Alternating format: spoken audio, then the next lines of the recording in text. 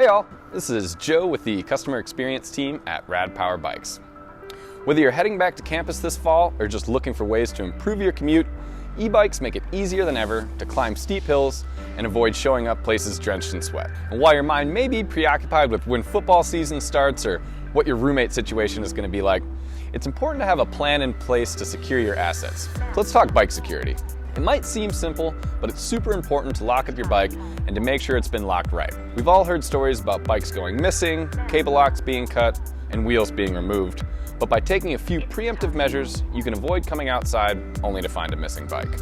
Where you choose to park and lock your bike can make all the difference.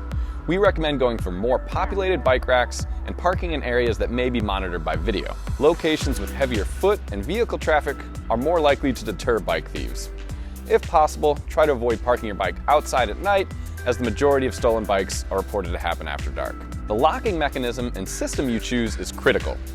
Locking the frame of the bike with a U-lock system has been proven to be the most secure way to defend your ride. Abus and Kryptonite locks are among some favorites in our community, but there are a ton of bike lock brands out there, so do your research before you buy. If you plan to park your bike outside for long periods of time, running a cable through both wheels along with the U-lock is highly recommended. When it comes to the bike itself, knowing its anatomy can come in handy.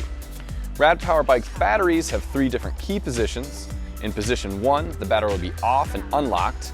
We recommend this position if you are planning to take your battery with you. Key position 2 will lock the battery to the bike and keep the power turned off, making it impossible for anyone without the key to power the bike. And key position 3 indicates the battery is turned on and locked in place. Select this option only while you're riding. Prior to your first ride, take a picture of your serial number and save it to your phone or computer.